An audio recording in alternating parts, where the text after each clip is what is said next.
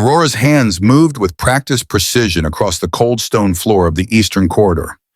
The scrub brush bit into marble worn smooth by 2 decades of servants before her. Back bent, head down, platinum blonde hair pulled tight into a bun that ached against her scalp. She'd perfected invisibility over the past 2 years. Another faceless servant.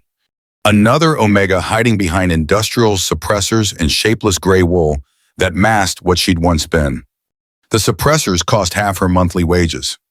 The discount supplier didn't ask questions. Didn't care that the bottles came without proper dates or seals. They dulled her natural scent to almost nothing, made her seem like a low-ranking beta to any alpha who passed. That's how she survived in the palace. That's how she stayed safe from attention, from questions, from the inevitable rejection that would come if anyone knew what she really was. Where are you watching from? She wondered sometimes, scrubbing the same stretch of floor she'd scrubbed 1,000 times before.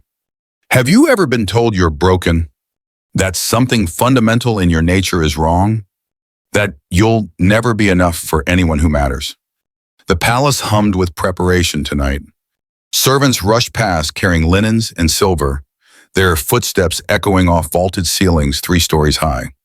Chandeliers blazed with candles imported from the southern territories. The Great Hall's doors stood open, revealing tables arranged in perfect formation. Alpha King Theron was celebrating his 29th year. The council had invited unmated females from every corner of the kingdom, hoping, praying, desperate for one of them to be his mate. Aurora had heard the gossip in the kitchens during the pre-dawn bread making. 4 years he'd been king. 4 years without finding his Luna. The council was fracturing, tensions building. The kingdom needed heirs. Stability required a queen. And Theron, by all accounts, had felt nothing for any of the hundreds of females presented to him. She squeezed her cleaning rag into the bucket. Dirty water swirled brown and gray. Once she'd dreamed of being someone's mate. Once she'd believed the moon goddess made someone specifically for her. Someone who would look at her like she was precious, like she mattered. That dream had died 3 times over. The first rejection came when she was 18, fresh from her warrior trials. Silver Ridge Pack's newest Omega fighter, which was rare enough to draw attention. Most Omegas chose healing or teaching. Aurora had chosen the blade. She'd spent 3 years training under the Pack's weapon master, learning to read combat patterns, to predict enemy movement, to turn an opponent's strength against them. She was good at it. Better than good. Her mind saw angles others missed. Tactical possibilities that materialized in her awareness like whispers from the moon herself. The Pack gathering that year had been a celebration. Silver Ridge had repelled raiders from the northern territories. Aurora's defensive strategy, a flanking maneuver she'd suggested to the war captain, had saved 16 lives. She'd been riding high on approval, on belonging, on the belief that maybe being different, being an Omega warrior, could be valuable instead of shameful. That's when the mate bond had snapped into place. Kale, a warrior from her own pack, strong, respected, decorated in 3 different campaigns. When their eyes met across the bonfire, Aurora had felt the bond slam through her chest with physical force. Her Omega nature, usually quiet under rigid control, had surged. And Kale had smiled, had crossed to her with confidence, had reached for her hand. She'd approached him with shy excitement, already imagining their future. Warrior mates were powerful partnerships in wolf culture. They understood sacrifice, honor, the burden of protecting others. Then Kale had leaned in, breathed deep, taking in her scent as tradition demanded. His expression had transformed. Confusion first, brows drawing together, then discomfort, nose wrinkling, then something that looked horribly like disgust. "Your scent is wrong," he'd said. Each word a physical blow Aurora felt in her bones. Too heavy, too demanding. "It smells like broken Omega, like infertile." My instincts are screaming warnings. Aurora had tried to argue, voice shaking. But the healer said, "I'm healthy. I've never had problems. I just finished warrior trials. I'm strong. Alpha instincts don't lie, Kale had interrupted. His face had shifted from disgust to something worse. Pity. I can sense these things, Aurora. Something about your omega nature is fundamentally wrong. You won't be able to breed. I need heirs. I need a mate who can give me a family. You can't. I'm sorry. The rejection had been swift, brutal, public. Kale had made the formal declaration in front of 40 witnesses gathered around the bonfire, severing the mate bond before it could be completed. Aurora had felt it snap, a tearing sensation in her chest that left her gasping, bleeding from an invisible wound no healer could treat. The pack healers had examined her thoroughly afterward, checking her reproductive system, her hormone levels, everything they could measure. The physical examination showed nothing obviously wrong. But when pressed about Kale's reaction, the head healer had exchanged uncertain glances with her assistants. Alpha instincts are rarely wrong about fertility, the healer had said carefully. If he sensed infertility, there's probably something we're not detecting with current methods. Some omegas carry genetic markers that don't show up until they actually try to conceive. Perhaps you're one of them. Perhaps your body knows something we can't measure. Aurora had left that appointment hollow, fundamentally flawed in ways medicine couldn't identify and couldn't fix. She'd resigned from warrior training the next week. What was the point? She'd never have a family to protect, never have a mate to stand beside in battle. She was defective, useless, wrong. The second rejection had come 2 years later. Aurora had been traveling by then. Couldn't stay in Silver Ridge where everyone knew her as the broken Omega warrior. She'd hired on as a guard for a trading caravan. The work was simple. Walk beside wagons. Watch for threats. Use her tactical mind to predict ambush points and suggest alternate routes. The trader captain, Rowan, had noticed her suggestions. How she could read terrain. Spot vulnerable positions before they became problems. A 3-week journey from Silver Ridge to the coastal markets, and Aurora had prevented 2 attempted robberies through careful route planning and strategic positioning of guards. Rowan had been impressed. Then the mate bond had formed between them. Quieter than with Kale. More gradual, but unmistakable. Rowan had courted her carefully for 3 days, taking time, being kind. Aurora had been cautious, terrified. She'd told him about Kale on the 2nd day, about what the healers suspected, about being broken. Kale was an idiot, Rowan had said, taking her hand across a campfire much smaller than the one where her first mate had rejected her. You're brilliant, strategic, capable. Those are the qualities that matter in a mate. We'll figure everything else out. For 1 week, Aurora had let herself hope. Then Rowan had taken her to meet his trading family. A clan of 20 traveling merchants who gathered twice yearly to share routes and profits. They'd welcomed her initially, until they'd all gathered in an enclosed tent together, until her scent had filled the space. One by one, Aurora had watched their expressions change. The same confusion, the same discomfort. Rowan's mother had pulled him aside, speaking in whispers that weren't quite quiet enough. Her scent is strange, daughter. Too heavy. Too aggressive for breeding. It doesn't smell right. Are you certain about this? That night, Rowan had come to Aurora with regret heavy in his eyes. I didn't notice it at first, he'd admitted. The mate bond was so strong it overrode my instincts. But my family's right. Your scent doesn't smell fertile.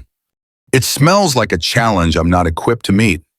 I need children to carry on the trading routes, to inherit what we've built. I can't build a future with a barren omega. I'm sorry. The second rejection hurt worse than the first, because Aurora had allowed herself to believe Kale was wrong, had let her guard down, had started imagining a life where being tactical and capable mattered more than being able to breed. She'd visited different healers in coastal territories. They'd run the same test, found the same lack of obvious problems, given her the same devastating answer. If 2 different alphas have sensed infertility, it's probably real. We just can't detect the specific issue. Trust their instincts. They're rarely wrong about these things. The third rejection, 2 years after Rowan, had broken something in Aurora that never fully healed. Darius, alpha from Ironwood Pack. Powerful, wealthy, absolutely certain of his own superiority. When the mate bond formed between them, Aurora had actually tried to run. She'd learned her lesson twice over, knew exactly how this would end. But Darius had pursued her, had been intrigued by her attempts to flee, had insisted they talk about the bond. "I've heard about you," he'd said, and Aurora's stomach had dropped through the floor. The Omega rejected twice. The one who smells wrong. I wanted to see for myself if the rumors were true. Aurora had known then that this wouldn't end well. But the mate bond pulled at her with vicious strength. And part of her, the part that still hoped despite everything, wondered if maybe a more powerful alpha would react differently. Maybe stronger instincts would read her scent more accurately. They hadn't. Darius had called a pack gathering to announce his mate. Aurora had begged him not to. Had a terrible feeling crawling up her spine. But he'd insisted. Wanted the spectacle. The attention. Then in front of over 100 wolves from both their packs, he'd made his pronouncement. "This is Aurora," he'd announced, gesturing to her like she was livestock being presented for inspection. "The Omega, the moon goddess, supposedly chose as my mate. But there's a problem." He'd paused, enjoying the moment. Aurora had felt ice forming in her veins. "She's defective," Darius had continued, voice carrying across the gathered crowd. "I can smell it clearly. Her Omega scent is wrong, broken. It reeks of infertility. The moon goddess made a mistake with this one." The crowd had murmured, some shocked, some pitying, some nodding in agreement with Darius's assessment. "A strong alpha like me needs a strong Omega who can give him strong heirs," Darius had said, his voice dripping with performative sympathy. "This one, she's useless for breeding. She'd be a failure as a mate, as a Luna, as a mother. So I, Darius of Ironwood Pack, officially reject Aurora as my mate. I reject this flawed bond. Let the moon goddess find me someone worthy instead." The bond had snapped with such force that Aurora had fallen to her knees, crying out, pain ripping through her chest like claws tearing flesh. Around her, wolves had whispered, some sympathetic, most just uncomfortable with the public spectacle. Darius had walked away without looking back, leaving Aurora kneeling in dirt, broken and humiliated before witnesses who would spread this story across 3 territories. "You're useless," someone had whispered as the crowd had dispersed. Aurora didn't know who. Maybe multiple people. 3 rejections. The moon goddess must have really made a mistake with you. That night, Aurora had packed everything she owned into 2 bags. She'd traveled to the capital, spent her last coins on the strongest suppressors she could find without a healer's prescription, taken the first servant position available at the palace. If she couldn't be anyone's mate, if she couldn't have the family she dreamed of, then she'd disappear. Stop being an Omega entirely. Become nobody. It had worked for 2 years. Until tonight, Lyra's voice cut through Aurora's thoughts like a knife through silk. Aurora. Lyra was breathless, her brown eyes wide with barely contained panic. Her servant's dress was splattered with wine. "You need to come to the kitchens immediately. They're short-staffed for the feast. Cook is threatening to flay anyone who doesn't show. All hands required." Aurora nodded, gathering her cleaning supplies into the bucket with practiced efficiency. The feast. Of course. Everyone would be focused on watching the unmated females parade before King Theron, hoping to be chosen. Aurora would be in the background as always, serving food, refilling wine, being invisible. The kitchens were absolute chaos. Steam rose from massive iron pots. The head cook, a woman built like a bear and twice as fierce, was shouting orders in 3 directions at once. Servants rushed between stations, carrying trays, plating dishes. The scent of roasted meat and honey-glazed vegetables filled the air so thick Aurora could taste it. She took her assigned position at the plating station, hands moving with the same mechanical efficiency she applied to scrubbing floors. muscle memory from 2 years of service. Her mind could wander while her body worked. "Did you take your suppressors today?" Lyra whispered, appearing beside Aurora with a tray loaded with crystal goblets. Aurora frowned. "Of course." "Why?" "Because I can smell you." Lyra's eyes held genuine concern. "Just faintly. But I can smell Omega. You need to take more before service starts. If anyone at the feast notices, especially with all those unmated alphas present, there could be questions you don't want to answer." "I took the normal dose this morning," Aurora said. But worry was creeping up her spine like cold fingers. She'd been using the same suppressors for 2 years, buying from a supplier who asked no questions and charged half what legitimate healers demanded. When was the last time she'd checked the expiration date? When was the last time she'd even thought to check? Her stomach dropped. "Take more now," Lyra urged, "before service starts. Double dose to be safe." But there was no time. The feast was beginning. Bells rang through the palace. Servants were needed in the Great Hall immediately. Aurora was swept into the rush of bodies and trays and organized chaos that was royal service. She'd just have to be careful. Stay far from the head table where King Theron sat. Keep her head down even more than usual. Avoid direct contact with any of the alphas. The suppressors would hold. They had to hold. The Great Hall was magnificent. Hundreds of candles blazed in chandeliers that hung from the vaulted ceiling like captured stars. Long tables stretched the length of the massive space, filled with nobles and warriors dressed in their finest. Silver and gold flashed in the firelight. Laughter echoed off stone walls 3 feet thick.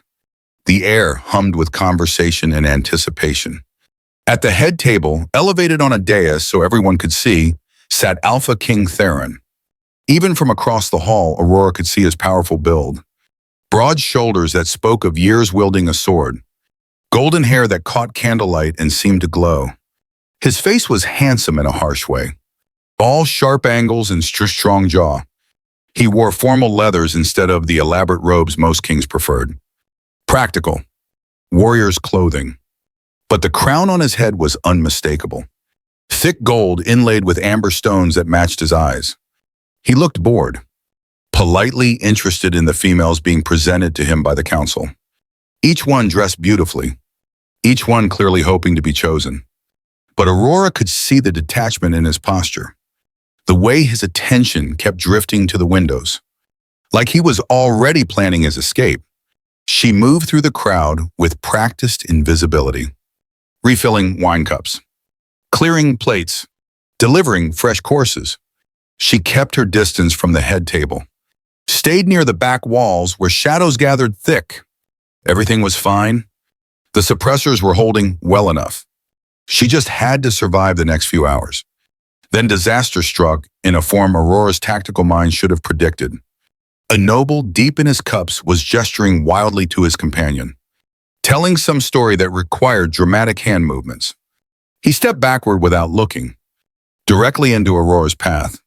She tried to dodge, years of warrior training screaming at her to move. But she was carrying a full tray of crystal, heavy, unwieldy. The noble's shoulder caught her squarely in the chest. The tray crashed to the marble floor with a sound like breaking thunder. Crystal exploded into 1,000 glittering shards. Wine splashed across stone and Aurora's dress. The impact sent her stumbling backward. Hard. Her shoulder slammed into the wall with force that drove the air from her lungs. Pain exploded through her. Sharp. Shocking. Her vision went white for a heartbeat. And in that moment of shock and agony, something inside her snapped.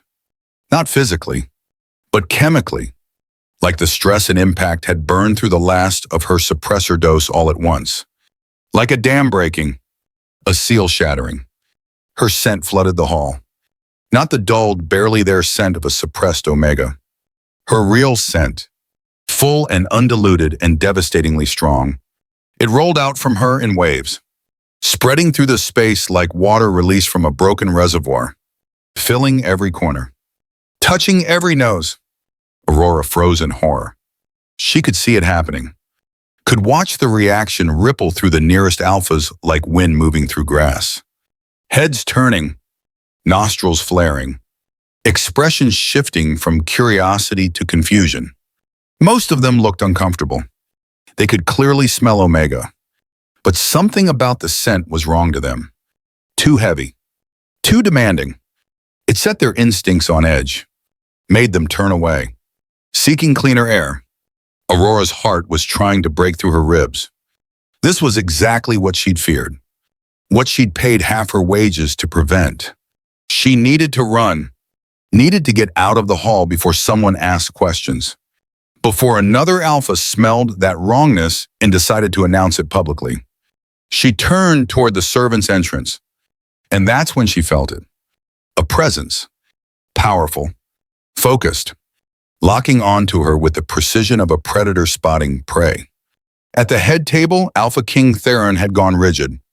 His entire body had tensed like a bow drawn to breaking. The bored expression had vanished, replaced by something fierce. Something that looked like recognition and possession and desperate hunger all at once. His amber eyes, which had been half closed with disinterest, now blazed with intensity that was visible even across the massive hall. He stood so abruptly, his chair crashed backward onto the dais. The hall went quiet. Hundreds of conversations dying mid-word.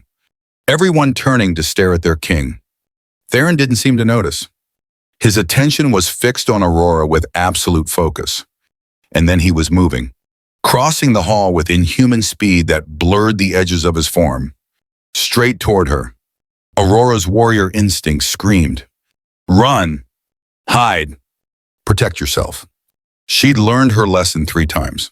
She knew exactly what was about to happen. Another alpha was going to smell her properly, was going to recognize the wrongness, was going to reject her. And this time it would be the king.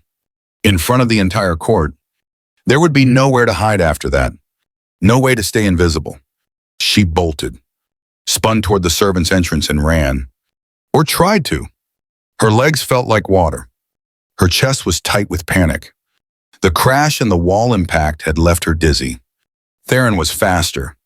He caught her wrist, gently, his grip firm but careful, like he was handling something precious that might break if he applied too much pressure. The touch sent electricity racing up Aurora's arm, heat and power, and something that felt like coming home after being lost for years. The mate bond slammed into both of them with the force of a physical blow. Aurora gasped. The sensation was overwhelming, 1,000 times stronger than what she'd felt with Kyle or Rowan. This wasn't a gentle connection forming. This was a wildfire, a storm, a force of nature that demanded recognition. Mate, Theron breathed. His voice was rough, raw, like the word had been torn from somewhere deep in his chest. You're my mate. No. The word came out as a whimper.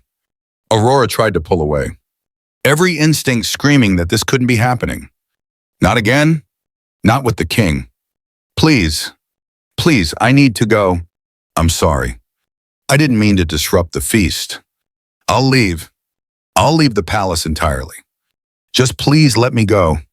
Don't run, Theron said. His grip remained gentle, unbreakable. I'm not letting you go. I've been searching for you for 4 years. I felt the bond pulling at me, calling to me, but I could never find the source. You were hiding. You don't understand, Aurora gasped, still trying to pull free. The hall was silent, everyone staring, hundreds of eyes watching this disaster unfold. I'm broken. You don't want me. My scent is wrong. I can't give you what you need. Please, just let me go now. Save us both the pain of dragging this out. Theron's eyes narrowed, not with disgust, with confusion, and beneath that, anger. What are you talking about? I've been rejected 3 times, Aurora whispered. 3 mates. All of them said my scent was wrong, that it smells infertile, that I'm barren. The healers confirmed it. There's something fundamentally wrong with my Omega nature. Please, just let me go. I can't survive another rejection, especially not in front of all these people. For a long moment, Theron just stared at her. Then his expression shifted into something dangerous, something that made Aurora suddenly aware she was standing before a king who had led armies, Who had killed enemies with his bare hands? Who commanded absolute authority over 3 territories? But the danger wasn't directed at her. "Stop," Theron said. The word carried alpha command, but his voice was surprisingly gentle. "You're telling me 3 different alphas felt the mate bond with you, and all 3 rejected you. Because of your scent." It wasn't a question, but Aurora nodded anyway, tears burning hot behind her eyes. "Yes, and the healers said alpha instincts are never wrong about fertility. If 3 different alphas sensed it, then it must be true. I'm defective. I can't breed. I'm useless as a mate." Understanding dawned in Theron's eyes, followed immediately by fury so intense, Aurora felt it like heat rolling off his skin. "Names," he said. His jaw was clenched so hard Aurora heard teeth grinding. "Give me their names. I want to know every alpha who was stupid enough to reject you." "What?" Aurora blinked through tears. "Why does that matter? They were right about me." "There is nothing wrong with you," Theron said, each word precise, deliberate, absolute, "and I'm going to prove it. But first we're getting you out of this hall, away from all these staring eyes, somewhere private where we can talk properly, where I can examine the situation without an audience."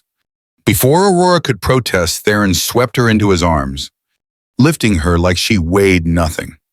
She was too shocked to struggle, too overwhelmed by the mate bond singing in her blood, by the disaster this was becoming. Behind them, the hall erupted into whispers and speculation. Theron ignored it all. He carried Aurora from the great hall, through corridors she'd only cleaned, never walked as a guest, to private chambers that were more luxurious than anywhere she'd ever been. He set her down gently in a sitting room with furniture that cost more than she'd earned in 2 years of service. Then he stepped back, giving her space. But his eyes never left her face. "Tell me everything," he said quietly. "From the beginning. Every rejection. Every healer. Every word they said to make you believe you are broken." So Aurora did. She told him about KL and the first rejection, about being a warrior, about the defensive strategy that had saved lives, about how her tactical mind had been dismissed the moment her scent was deemed wrong. She told him about Rowan and the second rejection, about preventing robberies through route planning, about being told she was too aggressive for breeding. She told him about Darius in the third rejection, about the public humiliation, about being called useless in front of 100 witnesses. She told him about the healers who examined her and found nothing obvious, but agreed that perhaps her scent was indicating infertility that medicine couldn't detect, about coming to the capital to hide, to disappear, to stop hoping for something she could never have. Theron listened to all of it, his expression growing darker with each word. When Aurora finished, her voice hoarse from talking, he was silent for a long moment. "Those alphas were idiots," he finally said, "and I'm going to explain exactly why. But first, I'm calling for Aurora. She's the palace healer and the wisest wolf I know. She'll examine you properly, not like whatever frauds told you that alpha instincts are never wrong." Within minutes, footsteps echoed in the corridor. The door opened to admit an ancient woman who moved with surprising speed for someone who looked like she'd seen at least 80 winters. Her silver hair hung in a long braid down her back. Her eyes were sharp, intelligent, missing nothing. Aurora took one look at Aurora and her eyes widened with immediate recognition. "A suppressed omega," she said. "Heavily suppressed 4 years if I'm reading the chemical residue correctly." "How long?" 2 years, Aurora admitted, her voice small. "And before that, examinations by healers in 3 different territories. They all said the same thing, that my scent indicates probable infertility." Ilara's expression was unreadable. She circled Aurora slowly, studying her with eyes that seemed to see beneath skin and bone to something deeper. Then she paused, inhaled deeply, and her eyes went very wide. "Moon goddess," Ilara breathed. "I need my books. Your Majesty, don't let her leave. This is something I need to verify. Something I've only read about in ancient text. Give me 10 minutes. Ilara disappeared, moving faster than someone her age should be capable of. leaving Theron and Aurora in uncomfortable silence. Aurora couldn't meet his eyes. Couldn't bear to see the moment when he realized those other alphas had been right, that she really was defective. The anticipation was worse than the rejection itself would be. "Look at me," Theron said softly. Aurora forced herself to raise her head, to meet those amber eyes. "Whatever Alara says," Theron continued, his voice carrying absolute certainty, "know this. You saved my life tonight." "What?" Aurora blinked in confusion. "Before your scent reached me, I watched you move. You deliberately collided with that noble. I saw warrior training in how you positioned your body, how you controlled the fall. You weren't clumsy. You intercepted something." Aurora felt her face flush. "I noticed one of the servers acting suspicious near the wine meant for your table. His movement patterns were wrong. Too precise. Too focused. My tactical mind flagged him as a threat. When he moved toward your cup, I couldn't get there fast enough. So I caused a distraction." "You spotted an assassin," Theron said, "and neutralized the threat using your body as a weapon. That takes training. Skill. A tactical mind that sees patterns others miss." "I was a warrior once," Aurora whispered. "Before the rejections. Silver Ridge Pack. I was good at defensive strategy. But being good at tactics doesn't matter if I can't provide heirs. That's what alphas need from omegas. I need a mate who can stand beside me in war and peace," Theron said, his voice intense. "The kingdom needs heirs, yes. But I need a partner who can think strategically when enemies are at our borders. Someone who sees threats before they materialize. Someone who saved my life within 5 minutes of our mate bond forming. That's worth more than a dozen heirs." Before Aurora could respond, Alara returned. She carried 3 books, their leather covers cracked with age. Pages yellowed. She was flipping through them rapidly, muttering to herself, comparing passages. Finally, she looked up. Her expression was one of absolute astonishment. "Your Majesty," Alara said slowly, "your mate isn't infertile. She's the opposite. She's a twin carrier." Silence crashed through the room like a physical force. "A what?" Aurora whispered. "Twin carrier," Alara repeated, setting the ancient books on a table and pointing to a passage written in script so old Aurora could barely read it. "It's incredibly rare.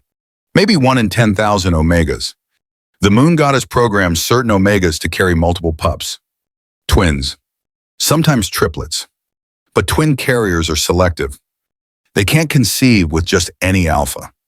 Their bodies require exceptional strength. Royal bloodlines. The scent other alphas perceive as infertile is actually their instinct recognizing they're not strong enough to successfully breed with you." Aurora stared at her. That can't be right. 3 different alphas, 3 different territories, all said the same thing. "Because they were all too weak," Alara said firmly. "Your scent is heavier, more demanding than typical omega scent, because it's issuing a challenge, testing potential mates. Only the strongest alphas can answer it. Those 3 who rejected you, their instincts recognized they weren't strong enough, and they interpreted it as you being barren rather than them being insufficient. But the healers," Aurora protested, "they examined me. They confirmed what the alphas sensed." "The healers didn't know what they were looking at," Alara said, her voice patient. "Twin carriers are so rare that most modern healers don't even know they exist. The knowledge is buried in ancient texts that few still read. I only know because I'm old enough to have studied the old ways, to remember when this information was more common." Theron had gone very still. "So she can have children?" "Yes." Alara turned to face him directly. "But only with an alpha of royal or equivalent bloodline. Someone with the strength to father twins. Someone like you, Your Majesty. In fact, I'd say the moon goddess planned this very carefully. Your bloodline is exactly strong enough. Perhaps the only one in 3 territories strong enough." Aurora felt like the world was tilting beneath her feet. 6 years.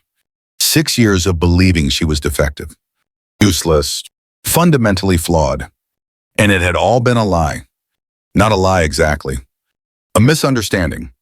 A profound, devastating misunderstanding. I'm not broken, she whispered, testing the words, hearing how they sounded. You were never broken, Ilara said gently. You were selective. There's a difference. Your body was protecting you, making sure you didn't waste your gift on alphas who weren't worthy, who couldn't handle what you were. And then tears were flooding down Aurora's face. Years of pain, of self-hatred, of believing she was worthless. All of it pouring out in gasping sobs that shook her entire frame. Theron moved immediately, crossing the space between them, pulling her against his chest, his arms wrapped around her. Strong, secure, safe. You were never broken, he murmured into her hair, his voice rough with emotion. Never. Those alphas were too weak for you. That's all. You were waiting for me. And I'm strong enough. I promise you that. Aurora cried until she had no tears left, until exhaustion replaced grief. When she finally pulled back, embarrassed and spent, Theron's formal leather shirt was soaked through. But his eyes held only kindness. I need time, Aurora said, her voice hoarse. Wrecked. This is everything I thought I knew about myself is different. I spent 6 years believing I was one thing. Now you're telling me I'm something else entirely. I need time to process.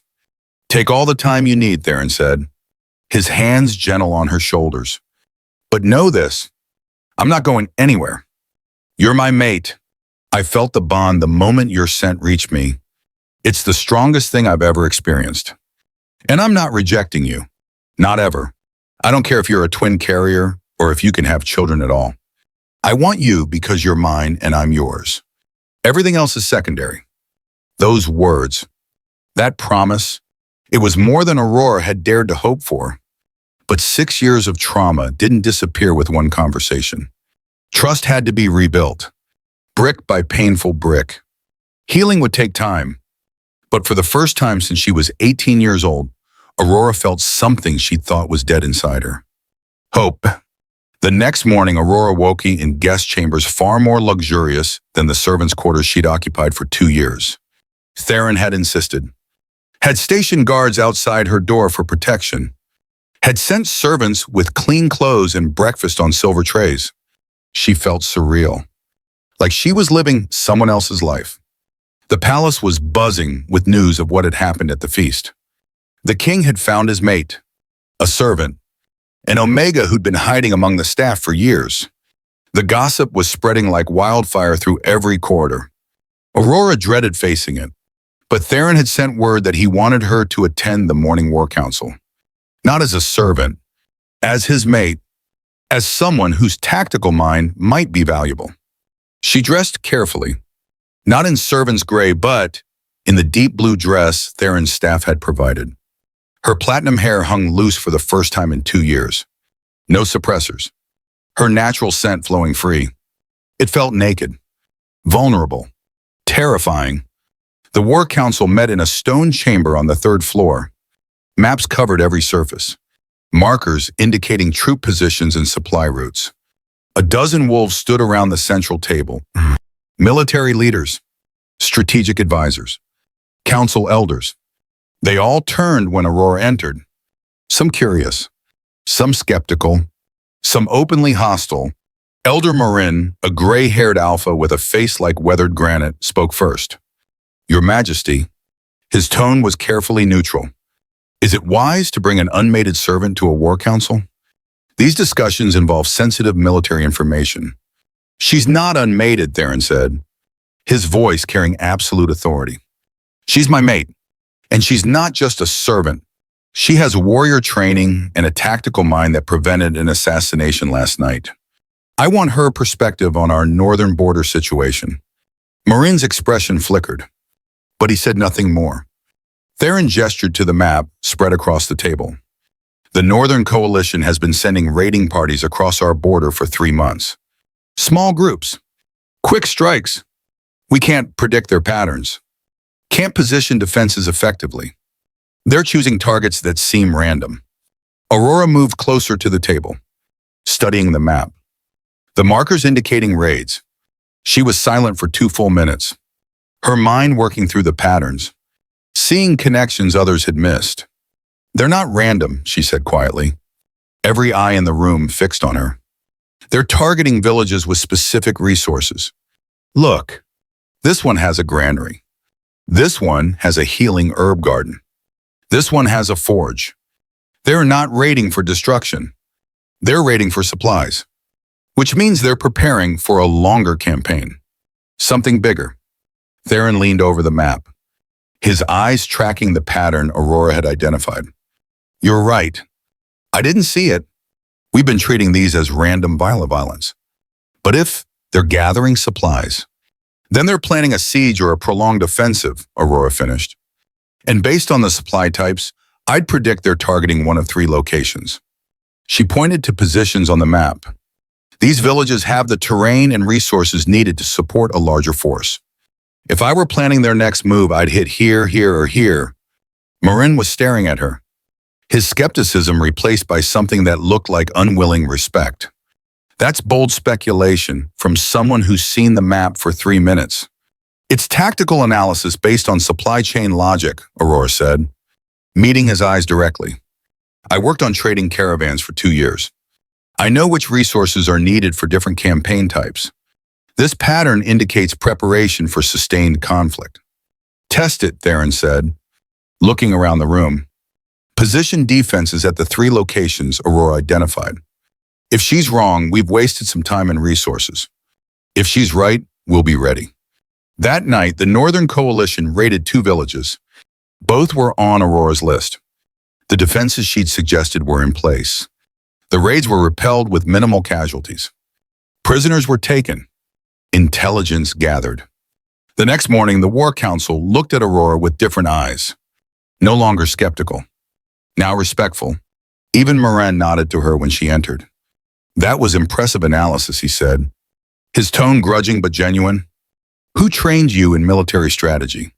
"Silver Ridge Pack," Aurora said. "Before I was rejected and came here to hide, I was a warrior. Tactical planning was my specialty." Winter, the massive beta female who captained Theron's elite guard, spoke up. Her voice was rough, direct. "Why aren't you still a warrior?" "Because 3 alphas told me I was broken," Aurora said, her voice steady. "They smelled my scent and said I was infertile. Defective. I believed them. So I stopped fighting and started hiding." "They were fools," Winter said bluntly. "Your scent doesn't smell broken to me. It smells challenging, like an Omega who knows her worth and won't settle for weakness. Those alphas probably sensed that and ran scared. Easier to call you defective than admit they weren't strong enough." The validation from Winter, who was notoriously difficult to impress, meant more to Aurora than she'd expected. Over the following days, Theron courted Aurora properly.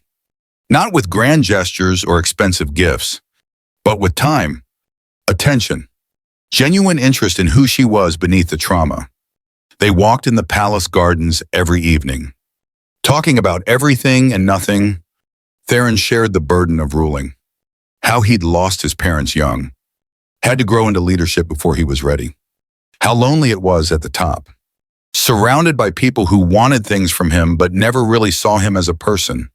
Aurora shared carefully about her love of tactical problems, how patterns revealed themselves to her like whispers, about missing the work of protecting others, about the dream of having a family that had died 3 times over. But she also noticed something changing inside herself. The way she looked at Theron was shifting. He wasn't just her mate. He was intelligent, thoughtful. He listened without judgment, valued her mind as much as her Omega nature, made her feel seen in ways she'd never experienced. Being with him felt easy, natural, like finding a piece of herself she hadn't known was missing. 2 weeks after the feast, Aurora stood in the War Council chamber, watching Theron discuss defensive positions with his commanders. The Northern Coalition was escalating. Larger raids, more coordinated attacks. And Aurora's mind was already 3 steps ahead, seeing patterns in their movements, possibilities for counter-strategies. Her gift, still not fully understood, was manifesting in ways that felt instinctive, natural. She belonged here. Not because of the mate bond, but because she was good at this. Because her tactical mind had value. Because she'd finally found a place where being different, being selective, being challenging wasn't a flaw. It was an asset. Theron looked up from the map, caught her eye across the room, smiled, and Aurora smiled back. For the first time in 6 years, she let herself believe that maybe, just maybe, those rejections hadn't been the end of her story. Maybe they'd been the moon goddess's way of saying not yet. You're meant for something greater. Aurora was done hiding, done being invisible, done believing she was broken. She was a warrior, a strategist, a twin carrier, the mate of a king. And her story was just beginning. The mating ceremony happened under the full moon 3 weeks after the feast. Aurora had insisted on something smaller than tradition demanded. Not the grand spectacle with hundreds of witnesses that royal matings typically required. Just the inner circle. Theron's closest advisors, the council elders, the wolves who mattered. She wore white furs that winter had helped her select, soft leather beneath for mobility, because even on her mating night, Aurora couldn't fully surrender the warrior's instinct to stay ready for threats. Her platinum hair hung loose down her back, flowers woven through it by servants who no longer looked at her with the dismissive indifference reserved for their own kind. They looked at her with respect now, fear from some, curiosity from others, but never dismissal. The ceremony ground was ancient. Stone pillars arranged in a circle that predated the palace by centuries. Carved with symbols Aurora didn't fully understand but felt in her bones. Wolf history. Pack memory rendered in granite. Theron stood at the center, waiting. He'd forgone the elaborate ceremonial robes most kings wore for matings. Instead, he was dressed in dark leathers. Simple. Practical. A warrior king claiming his mate, not a politician performing for crowds. When Aurora stepped into the circle, his amber eyes blazed with heat that had nothing to do with the bonfire burning behind him. The bond between them had grown stronger over 3 weeks of courtship. Daily walks, long conversations, shared tactical planning sessions where Aurora's mind and Theron's complemented each other in ways that made the War Council shake their heads in wonder. But the bond hadn't been completed. That required the mating mark. Blood and bite and permanent claiming that couldn't be undone. Aurora had needed the time. Needed to be certain this wasn't another rejection waiting to happen. But watching Theron now, seeing the absolute certainty in his face, she felt her last defenses crumble. He wasn't Kael or Rowan or Darius. He'd proven that 100 times over in 3 weeks. Proven it by valuing her mind, by including her in council meetings, by asking her opinion on military strategy and actually listening to her answers, by looking at her like she was precious instead of defective. The pack elder conducting the ceremony spoke the ancient words. Aurora barely heard them. Her focus was entirely on Theron. On the way he moved toward her with predatory grace. On the heat building between them like wildfire waiting for oxygen. When he pulled her close, one hand sliding into her hair, the other spanning her waist, Aurora's omega nature surged. Not the broken, shameful thing 3 alphas had rejected, but something powerful, demanding. Sure of its worth. The bite, when it came, was both pain and pleasure so intense Aurora cried out. Theron's teeth sinking into the junction of her neck and shoulder, marking her, claiming her. The bond that had been growing for 3 weeks suddenly slammed into full completion. Aurora felt it like lightning through her entire nervous system, power flooding her veins. Theron's strength, his certainty, his absolute conviction that she was exactly what he needed. It poured into her through the bond, filled spaces inside her that had been hollow since she was 18 years old. And with it came something else, something new. A stirring of power that was entirely her own, her gift awakening fully for the first time. Life multiplier, Alara had called it. The ability to multiply things. Start small, the ancient healer had warned. Food, herbs, energy. But eventually you'll be able to multiply life itself. That's how you'll sustain twins when you carry them. Your body will multiply your own life force to feed them. But in that moment, as the mating mark burned and the bond completed, Aurora felt her gift manifest in a different way. Her mind, already tactical, suddenly expanded. She could see multiple possibilities simultaneously. Strategic options multiplying in her awareness like reflections in a hall of mirrors. 5 ways to defend the northern border. 10 ways to counter the coalition's supply raids. 20 variations on battle formations. It was overwhelming. Beautiful. Terrifying. When Theron finally released her, both of them breathing hard, Aurora swayed. He caught her immediately, steadying her. What happened? His voice was rough, concerned. I felt something through the bond. Power surging. My gift, Aurora managed. It's manifesting. I can see strategic possibilities. Multiple futures. Tactical options multiplying in my mind. Alara stepped forward from the edge of the circle, her ancient eyes bright with interest. That's the gift fully awakening. Twin carriers don't just multiply physical things. They multiply patterns, possibilities. It makes you a strategic asset unlike anything this kingdom has seen in generations. The next morning, Aurora woke in Theron's chambers. Their chambers now. Sunlight streaming through windows that overlooked the palace gardens. Theron's arm was heavy across her waist, his breathing deep and even with sleep. She studied his face, relaxed in a way it never was during waking hours. The burden of kingship written in lines around his eyes, scars on his jaw from battles she didn't know the stories of yet. He looked younger asleep, more vulnerable. Aurora's hand moved without conscious thought, tracing one of the scars. This one ran from his ear to his chin. Clean, surgical almost. A blade, not claws. His eyes opened, amber and alert instantly. The warrior's instinct to wake ready for threats. Sorry, Aurora whispered. Didn't mean to wake you. Theron caught her hand, pressed a kiss to her palm. You're my mate. You're allowed to wake me. What's this one from? Aurora traced the scar again. Northern border skirmish. 4 years ago, before I was king, an enemy captain with a sword longer than he knew how to properly handle him. He opened me up. I took his head. Matter of fact. No boasting. Just stating reality. Aurora found she liked that about him. No performative masculinity. Just capability acknowledged without drama. A servant knocked. Breakfast trays. Fresh intelligence reports. The kingdom didn't stop because its king had mated the night before. By the time Aurora was dressed and ready, a message had arrived from the War Council. Urgent. The Northern Coalition was moving. Larger force than they'd fielded before. Coordinated attacks on 3 villages simultaneously. Aurora studied the map in the council chamber 30 minutes later. Her gift fully active now. Possibilities multiplying in her mind's eye.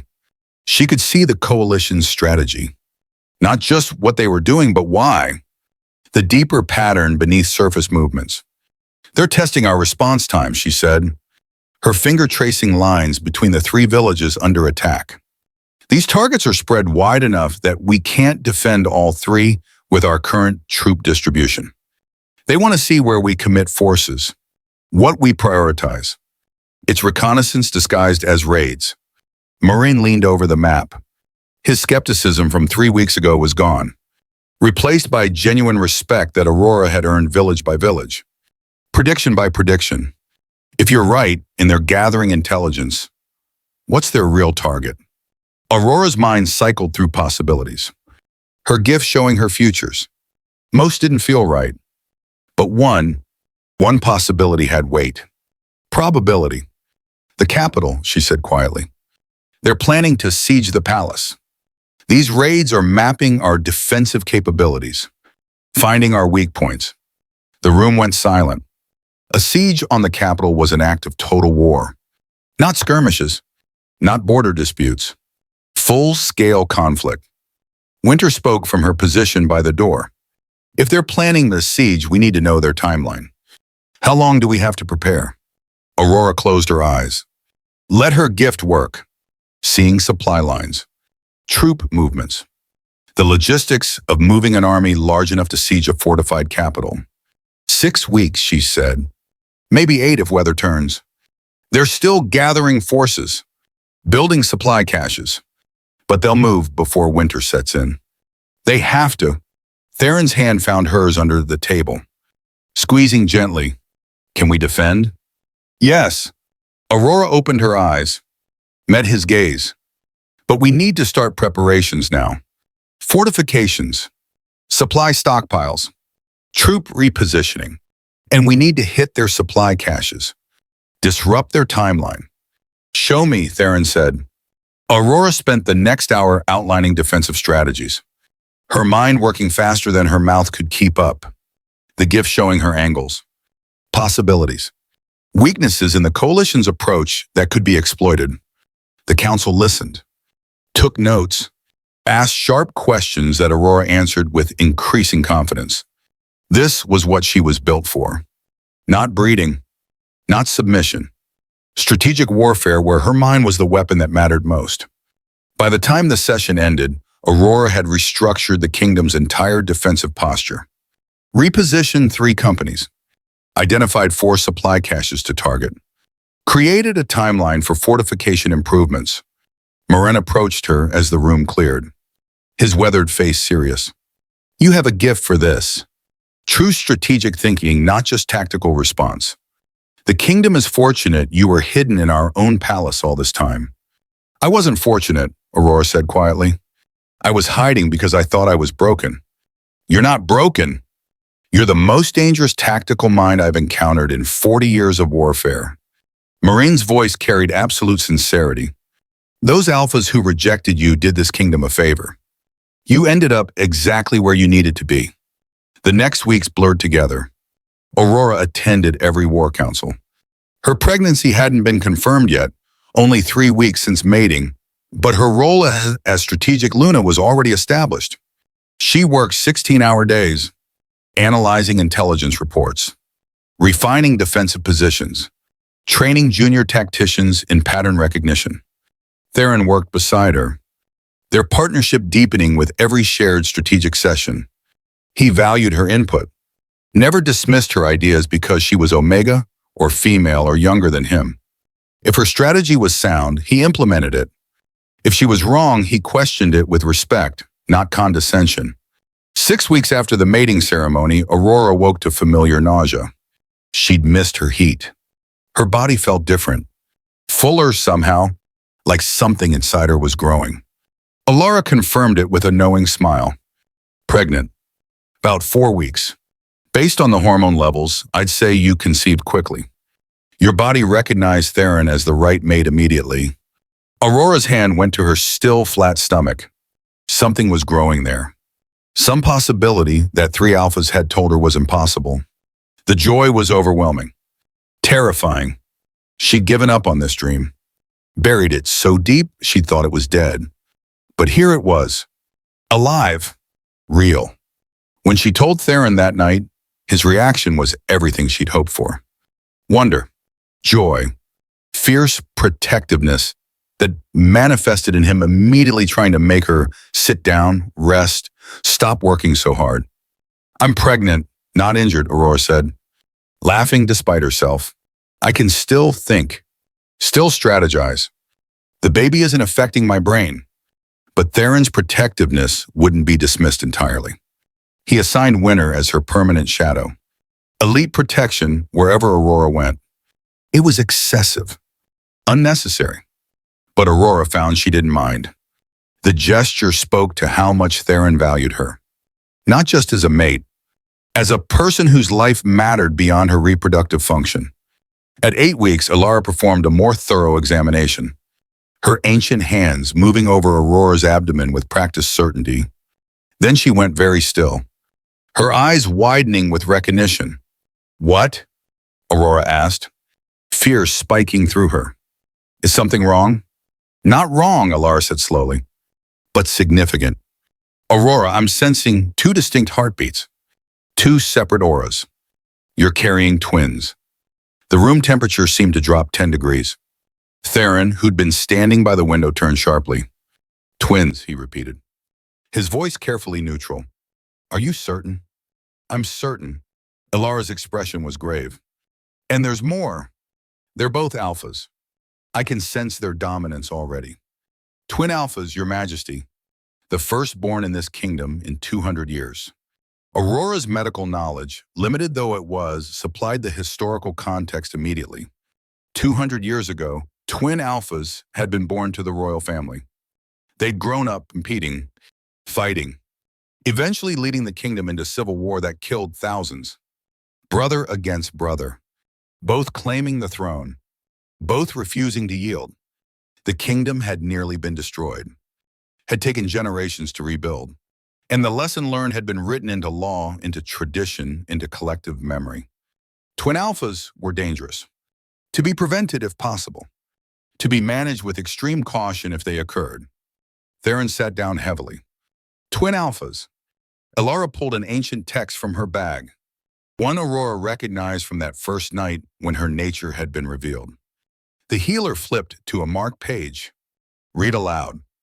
When silver moon bears golden twins, kingdom either ends or begins. Twin alphas, born of blessed union, bring salvation or destruction. The choice is theirs, the path unclear, the future written by their bond or broken by their pride. Aurora's blood ran cold. A prophecy, specific to her silver moon coloring and Theron's golden hair. Specific to twin alphas. Specific to their union. And ambiguous about the outcome. Salvation or destruction, no certainty, just possibility in both directions. What happened with the last twin alphas? Aurora asked, her voice steady despite the fear crawling up her spine. Aurora's expression was grim. They were raised by a power-hungry king and his ambitious Luna. Both were taught from birth that only one could rule. That sharing power was weakness. They grew up competing for everything. Attention, approval, status. By the time they reached maturity, they hated each other more than they loved their kingdom. The civil war lasted 3 years. Thousands died. The kingdom nearly fell to external enemies while the brothers tore it apart from within. And the prophecy, Theron asked, was written after their birth, after seers recognized the pattern. The prophecy doesn't dictate the outcome. It presents options. Salvation if the twins choose cooperation, destruction if they choose competition. So it's not inevitable, Aurora said. Not a question, a statement. They can choose differently. Yes, but raising twin alphas to cooperate instead of compete is the challenge. Their instincts will drive them toward dominance, toward being alpha. Having two in the same family, both with equal claim to power, is historically catastrophic. Then we'll make different history, Aurora said. Her voice carried absolute certainty. We'll raise them to be partners, not rivals. To see each other's strengths as assets, not threats. Theron looked at her, really looked. Seeing the determination in her face, the strategic mind already working on the problem. You think it's possible? I think prophecies are only as powerful as the choices people make within them. Aurora placed her hand on her stomach. These are my sons, our sons. We're not raising them the way those last twin alphas were raised. We're going to do this differently. The council emergency session that afternoon was chaotic. News of the twin alpha pregnancy had spread through the palace like wildfire. By the time Aurora and Theron entered the council chamber, the room was already divided. Some council members saw it as blessing, a sign of the moon goddess's favor. Strong heirs for a strong kingdom. Others saw it as curse, a repeat of tragedy waiting to happen. History repeating itself with predictable horror. Moraine surprisingly was in the middle, his weathered face thoughtful rather than reactionary. Your Majesty, he said when the room finally quieted, this is unprecedented in our lifetimes. We must consider all implications carefully. Say what you mean, Moraine, Theron said, his voice carrying edge. You want to coerce termination. The room went deathly silent. Termination was legal in cases where the pregnancy threatened the kingdom. Had been used 3 times in recorded history. All 3 times controversial. All 3 times leaving scars on the collective memory. I want to suggest we consider all options, Moraine said carefully, including the safety of the kingdom weighed against the potential for civil war 15 years from now when the twins mature. Aurora stood, the movement drawing every eye in the room. She was barely showing yet. Maybe 8 weeks looked like 10 because of the twins. But her presence commanded attention in ways that had nothing to do with pregnancy. Moren, she said, her voice calm, strategic. Let me present a tactical analysis. You want to terminate based on 200-year-old precedent. But that precedent had different variables. Those twins were raised by parents who pitted them against each other, who taught them that only one could rule, who created an environment where competition was rewarded and cooperation was punished. She moved to the map table, placed 2 markers side by side. We're not going to repeat those mistakes. We're going to raise these twins as tactical partners, complementary forces, not identical rivals competing for the same position. We'll teach them that their strength is multiplied when they work together. That individual dominance matters less than combined effectiveness. Aurora used her gift, let it show her multiple futures, saw the paths where the twins fought, saw the paths where they cooperated, the differences in variables, the choices that led to each outcome. Here's what I see, she continued. If we raise them in an environment of scarcity, where there's only one throne, one position of power, one path to alpha status, they'll fight. Instinct will drive them toward dominance.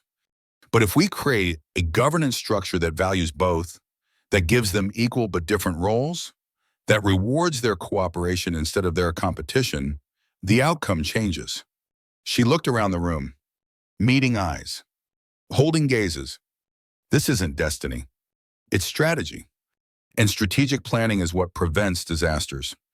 We have 15 years to structure a system where 2 alphas can lead together, where their partnership is the foundation of strength instead of the seat of weakness. The room was silent. Aurora could feel them processing, weighing, calculating. Then she played her final card. I'll demonstrate control, she said. You want proof that we can manage this? That the prophecy doesn't have to end in destruction? I'll prove it. Right now. She closed her eyes. Let her gift fully activate, the life multiplier awakening in response to her will. She reached for the strategic possibilities, the futures branching out from this moment, and she multiplied them, showed the council, through the bond that connected all wolves in a pack, the different outcomes. Futures where the twins fought, kingdom burning, thousands dead, everything the council feared. Futures where the twins cooperated, kingdom strengthened, enemies defeated, a new model of leadership that revolutionized wolf governance. The difference wasn't in the twins, it was in the choices made by their parents, their pack, their kingdom. When Aurora opened her eyes, several council members looked shaken. They'd seen what she'd shown them, felt the weight of different futures pressing against possibility. Moren was the first to speak, his voice rough. That was extraordinary. I've never seen gift manifestation that clear, that powerful. It's the twin carrier gift, Ilara said from her position near the wall. Strategic multiplication. She can see patterns, futures, possibilities. And she's right. The prophecy presents a choice, not a doom. Theron stood, moving to Aurora's side, his presence solid, supportive. My mate has spoken, and I agree with every word. This pregnancy continues. These twins will be born, and we will raise them to choose salvation over destruction. Anyone who has a problem with that can leave my council now. No one moved. No one spoke. The challenge hung in the air like drawn steel. Finally, Moren nodded. Slowly. Then I suggest we start planning. If we're raising twin alphas to cooperate, we need to structure their environment from birth. Create a system that rewards partnership. The council session continued for 3 more hours. By the end, they had preliminary plans, ideas for dual leadership structures, ways to give both twins positions of equal value but different function. It wasn't perfect, would require refinement, but it was a start. As the room cleared, Moren approached Aurora again. You've proven yourself twice now, he said. First with military strategy, now with political strategy. You earned your place at this table, Luna. The validation meant more than Aurora expected. Marin was the eldest, most traditional, most resistant to change. If he accepted her, others would follow. That night, Aurora lay in Theron's arms, his hand resting on her stomach where their sons were growing. The twin alphas everyone feared. The prophecy everyone remembered. "Are you afraid?" Theron asked quietly. Terrified, Aurora admitted, but not of them, of failing them, of not being good enough parents to teach them what they need to know. "We'll figure it out," Theron said, his voice carrying absolute certainty. "We're already better than the last parents who faced this. We're aware of the dangers, prepared to counter them." That's more than they had. Aurora hoped he was right, prayed to the moon goddess that her sons would choose wisely, that her gift for seeing strategic possibilities would translate into raising children who could navigate the prophecy successfully. She fell asleep with Theron's heartbeat steady against her back, dreaming of golden and silver-haired boys who stood together instead of apart, who chose partnership over power, who rewrote prophecies through conscious choice instead of surrendering to instinct. The next months were simultaneously the most challenging and most fulfilling of Aurora's life. The twin alphas grew rapidly. By month 3, she looked 5 months pregnant. By month 4, she looked 6 months. Her body was working overtime to sustain 2 alpha pups simultaneously, but she refused to step back from war council duties. The Northern Coalition was escalating. Their timeline moved faster than Aurora had predicted. Supply raids became coordinated attacks. Skirmishes became battles. At 4 months pregnant, Aurora stood in the war room with intelligence reports spread across every surface. The Coalition was preparing for a major offensive. Battle of Ironwood Pass, the scouts were calling it. Crucial terrain that controlled an access to 3 different approaches to the capital. Theron would lead forces personally, his presence necessary to hold the defensive line. It was sound strategy. The troops fought better with their king visible, fighting beside them instead of commanding from safety. But it meant Theron would be on the battlefield, in danger. Aurora's mate bond twisted with anxiety every time she thought about it. "I need you here," Theron said the night before he departed. Safe, protected, leading the strategic response from the war room.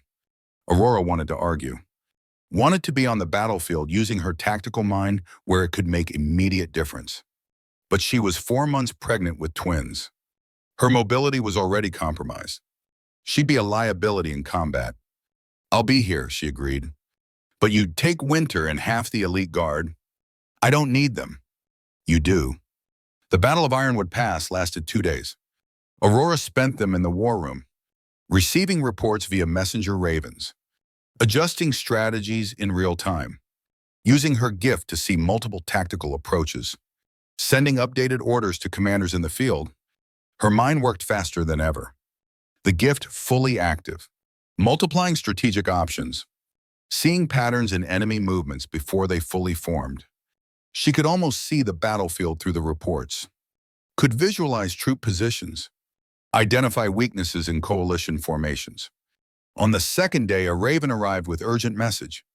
Coalition was attempting a flanking maneuver, trying to get behind Theron's position, cut off their retreat. Standard tactics, but deadly if successful. Aurora studied the map, her gift showing her 15 possible responses. 14 led to casualties. One option that was risky but brilliant could turn the coalition's flanking maneuver into a trap. She drafted orders immediately. Detailed positions, timing requirements. It required splitting forces, leaving the main position temporarily vulnerable. But if executed correctly, they could encircle the flanking force, capture them instead of fighting them. The raven flew with her orders. Aurora waited, watching the map like it would show her real-time updates, her heart pounding. If she was wrong, Theron would be surrounded, outnumbered, potentially killed. 3 hours later, a raven returned. Victory. The trap had worked. Coalition flanking force captured. Remaining forces retreating. Theron was safe. Casualties minimal. Aurora's legs gave out. She sat down hard in the nearest chair. relief flooding through her so intense it felt like physical pain. When Theron returned the next day, covered in blood and dirt and exhaustion, he crossed straight to the war room. Found Aurora still at the map table, still working despite being 4 months pregnant and not sleeping for 2 days. He pulled her into his arms without a word, held her tight. She could feel his heartbeat. Steady, alive, safe. "Your strategy saved us," he said into her hair. "That flanking trap, it was brilliant, unconventional, perfect. We captured 70 enemy soldiers. Their commander is talking, giving intelligence about coalition leadership." Aurora pulled back, looked at him, really looked, saw the respect in his eyes. The partnership, the understanding that she was valuable beyond being his mate, beyond carrying his children. She was a strategic asset, a tactical mind that made the difference between victory and defeat. The returning warriors began calling her something new after Ironwood Pass. The Silver Strategist, Aurora the Tactical Luna, names that recognized her value, her earned position. The council's objections to her pregnancy quieted. Hard to argue for termination when the pregnant Omega in question was actively winning battles through strategic brilliance. But Aurora's body was struggling. Month 5 hit hard. The twins were draining massive amounts of energy. She grew weaker even as they grew stronger. Moving became difficult. Standing for long periods impossible. Her gift still worked but required more focus, more effort. Aurora monitored her closely, warning that twin alpha pregnancies had high mortality rates. That Aurora's body might not be able to sustain both pups through full term. Then intelligence reports brought news that changed everything. The Northern Coalition had a new commander, recently promoted, leading their tactical planning with sophisticated understanding of Silver Ridge defensive patterns. His name was Kale. Aurora went cold when she heard it. Kale, her first rejection. The warrior who'd smelled her scent at 18 and declared her broken. Infertile. Wrong. He'd joined the enemy. Was now actively working to destroy the kingdom she served, using knowledge of Silver Ridge Pack's old defensive weaknesses. Information he had because he'd been a warrior there. Same pack where Aurora had trained. The betrayal was personal, visceral.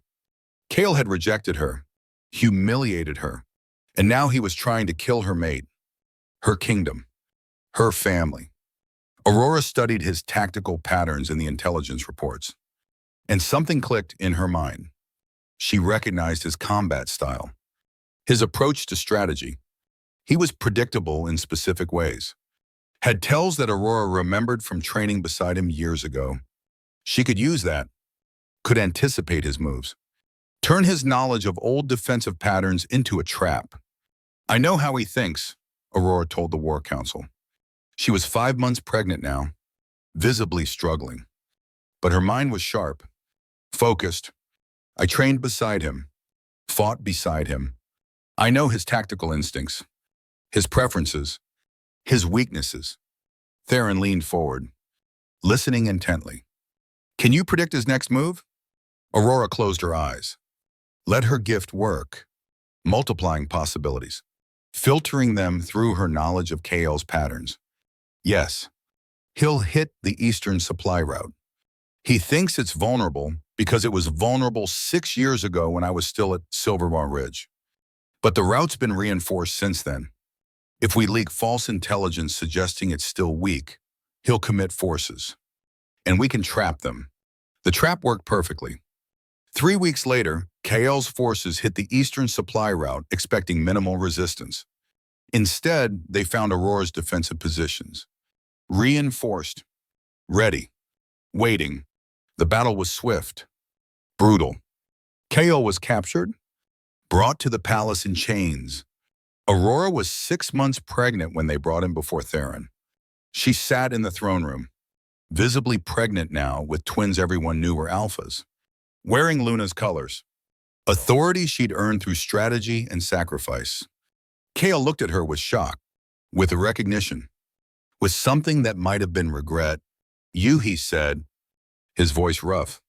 "You were supposed to be broken, barren, How are you pregnant? How are you here? I was never broken, Aurora said, her voice calm, cold, strategic. I was selective. My body required an alpha strong enough to father twin alphas. You weren't strong enough. So you interpreted my scent as infertile instead of recognizing your own inadequacy. Kale flinched, like she'd struck him physically. Twin alphas. The first in 200 years, Theron said, his voice carrying absolute authority. Aurora's my mate, my strategic Luna. The tactical mind that's defeated you twice now. First at Ironwood Pass with the flanking trap. Then at the eastern supply route where you walked into her ambush. I trained you, Kale said, looking at Aurora. You learned tactics from me. I learned basics from you, Aurora corrected. But I exceeded you years ago. You just never noticed because you were too busy being threatened by an Omega who was smarter than you. She stood. Moving was difficult now with the twins so large. But she crossed to where Kale knelt in chains. Looked down at them. I, Aurora, mate of Alpha King Theron, formally sever any remaining bond between us. You rejected me once. Rejected me again by joining our enemies. There is nothing left between us but enmity. And you will answer for your betrayal in the king's justice. The bond, already broken years ago, snapped audibly. Kale gasped, felt the finality of it. Whatever he'd hoped for, whatever regret he carried, it was too late. Aurora had moved beyond him, become something he'd never imagined possible. Theron's judgment was swift. Kale would live, barely, imprisoned for treason, used for intelligence gathering, but not executed. That mercy was Aurora's suggestion. Kill him, and he becomes a martyr to coalition forces. Keep him alive and talking, and he's an intelligence asset. Strategic thinking even in vengeance. That was Aurora's gift. That was what made her dangerous. But the confrontation with Kale had cost her. The stress, the emotional toll. Aurora collapsed 3 hours later, pain ripping through her abdomen. The twins in distress. Alara worked through the night, using every healing technique she knew. The twins were draining Aurora faster than her body could replenish. Without intervention, none of them would survive. That's when Aurora remembered her gift. Life multiplier. She'd used it for strategic thinking, for battle planning. But Alara had said she'd eventually be able to multiply life itself. Her own life force. What if she could multiply her strength? Give the twins what they needed without dying in the process. Through the pain, through the fear, Aurora reached for her gift. Found her own energy, her own life force, visualized it, held the pattern, and multiplied. Once, twice, again, quite and again. Each multiplication taking enormous effort, enormous focus. But with each successful duplication, she felt stronger. The depletion reversing. The twins calming as they received the energy they needed. Golden light began to emanate from her hands, spreading across her swollen belly, suffusing her entire body. The twins responded, their movements less desperate. More content. Alara watched with tears in her ancient eyes. You're doing it. You're actively multiplying your life force, sustaining them without destroying yourself. Aurora held the multiplication for 20 minutes, until her energy reserves were full, until the twins were satisfied, until the immediate crisis passed. When she finally released the gift, she was exhausted, but alive. The twins were alive. They'd survived. You'll need to do this multiple times daily, Alara said. Until the birth. It will be draining, difficult. But if you can maintain it, you should all survive. Aurora nodded, too tired to speak. She'd found the answer, the solution. Her gift wasn't just strategic. It was survival. Life itself multiplied and shared. Over the following weeks, Aurora established a routine. Every 6 hours, she'd stop whatever she was doing, find a quiet space, multiply her life force, feed the twins, sustain herself in them through sheer force of will and gift. It was exhausting, required intense mental focus, but it worked. She gradually regained strength, color returning to her face, energy returning to her movements. By month 7, she looked healthier than she had in months. Still heavily pregnant with twins everyone could see moving beneath her skin, but no longer dying, no longer fading. The council watched with something like awe. The Silver Luna was surviving what killed most twin carrier Omegas, was doing it through gift and determination and refusing to surrender. Month 8 brought new challenges. The Northern Coalition sued for peace. With Kyle captured and Aurora's strategic mind consistently outmaneuvering them, they'd lost appetite for prolonged war. Peace negotiations began. Aurora attended every session, heavily pregnant but sharp as ever, contributing tactical perspective that shaped treaty terms. The peace was signed on the first day of month 9. Aurora's handwriting on the treaty alongside Theron's. Joint rulers in all but name. Partnership recognized in international agreement. That night, Aurora went into labor. Too early by traditional Omega standards. But Alara assured her twin alphas came when they were ready. Not when anyone expected. The labor was long, brutal. Aurora had thought she was prepared. But nothing could have prepared her for the reality of bringing 2 alpha pups into the world simultaneously. They were large, strong, demanding. The pain was overwhelming. Hours blurred together, punctuated by contractions that felt like they were tearing her apart from inside. Theron stayed beside her the entire time, holding her hand, letting her squeeze until his bones creaked, whispering encouragement, support, love. Outside the birthing room, 40 wolves had gathered. The elite guard, council members, important pack members. They'd formed a double circle, 2 rings of protection for 2 heirs, and they howled, not in alarm, in support, calling to the moon goddess, calling to the new lives, calling encouragement to their Luna. Aurora heard them through the pain, drew strength from it. These wolves respected her, not because she was mate to their king, but because she'd earned her position, through strategy, through sacrifice, through refusing to break no matter how many times fate tested her. She used her gift one final time, multiplying her strength for the final push. Golden light erupting around her, filling the birthing room with illumination that had nothing to do with candles. The first twin was born with a cry that was pure alpha. Strong, demanding, vital. He had golden hair like his father, amber eyes that opened immediately, looking at the world with awareness that was startling in a newborn. The midwife placed him on Aurora's chest. He was calm instantly, looking up at her with those knowing eyes, like he understood exactly who she was, what she'd done to bring him into the world. One more, Ilara urged. Come on, Aurora. Your second son is waiting. The second twin came faster, following his brother's path. Within minutes, he was born. Platinum hair like his mother. Same amber eyes. Same alpha cry. Same startling awareness. When the midwife placed him beside his brother, both twins turned toward each other. Tiny hands reaching out, finding each other, gripping with surprising strength. The room went silent. Everyone had expected competition, expected the twins to fight even as newborns, expected the prophecy's dark promise to manifest immediately. Instead, the twins held each other, calm, content, already recognizing their bond, their partnership. Aurora looked down at her sons. These miracles, these impossibilities, these twin alphas everyone had feared. They're not enemies, she whispered. Wonder and exhaustion and overwhelming love making her voice shake. They're brothers. They already know it. Theron knelt beside the bed, one hand on each tiny head. Golden and platinum, future and prophecy, choice and possibility. Castor, he said, touching the golden-haired twin. And Pollux, touching the platinum-haired twin, named for the legendary twin heroes. Who saved sailors together? Who became constellations together? May our sons light the way together.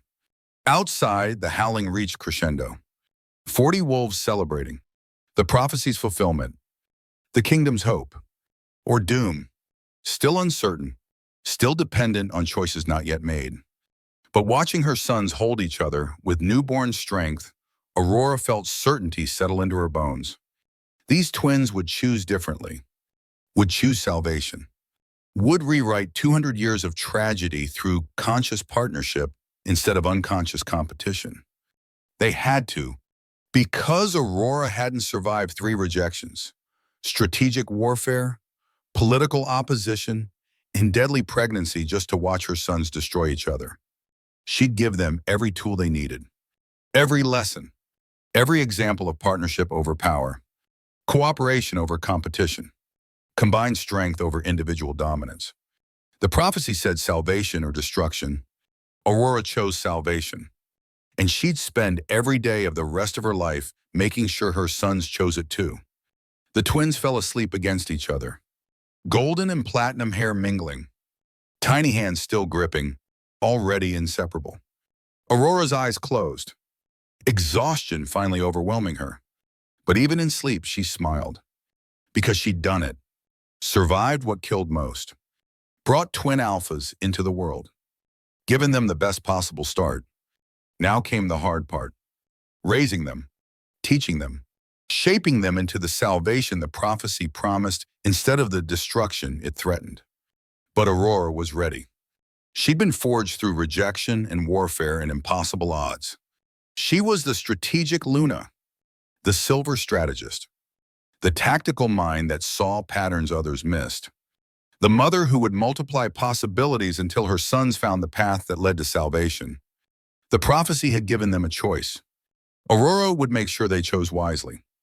The first month after the birth was a blur of sleepless nights and constant vigilance. Twin alphas required twice the feeding, twice the attention, twice the energy of normal pups. Aurora's body, still recovering from the brutal labor, struggled to keep up. But her gift made the difference. Every 6 hours, she multiplied her strength, her milk supply, her healing rate, sustaining herself and her sons through sheer determination and the power the moon goddess had given her. Castor and Pollux were different from birth.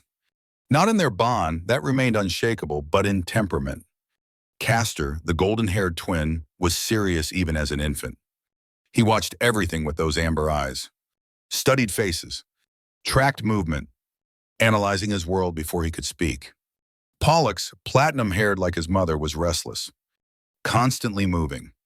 When other pups his age were content to lie still, Pollux was trying to roll over, trying to grab, trying to explore, his body testing boundaries before his mind fully understood them. But they were never competitive with each other. When Castor studied something, Pollux would calm, waiting for his brother's assessment.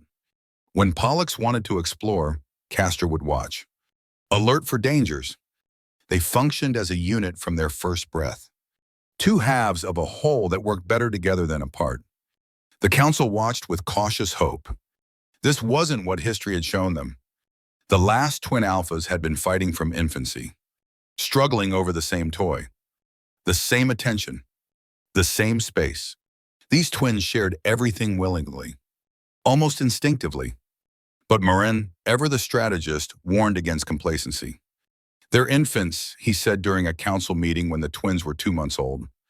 "Their alpha instincts haven't fully emerged yet.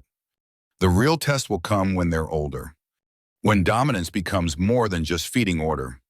Aurora knew he was right, knew that infant cooperation didn't guarantee lifelong partnership. The hard work of raising them properly was just beginning. She and Theron established routines designed to reinforce partnership from the start.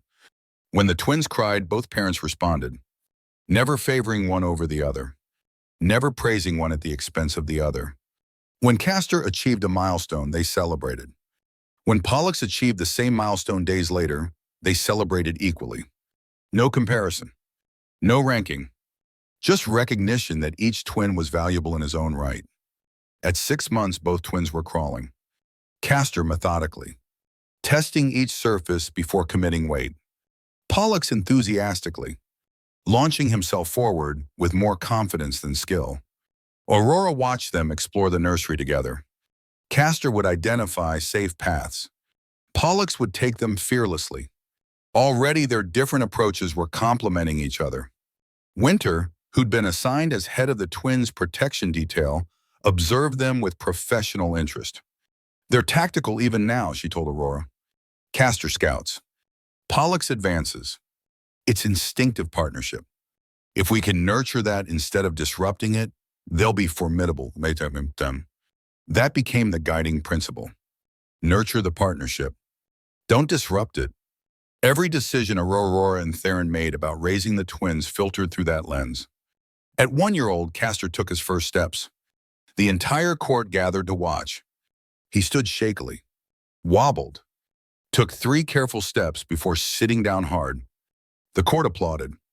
Aurora immediately looked for Pollux, found him watching his brother with wide eyes. Not crying, not jealous. Watching, learning.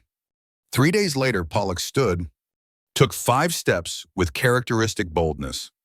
When he succeeded, Castor clapped. Tiny hands smacking together in genuine celebration of his brother's achievement. That moment, more than any other in their first year, convinced Aurora they could do this.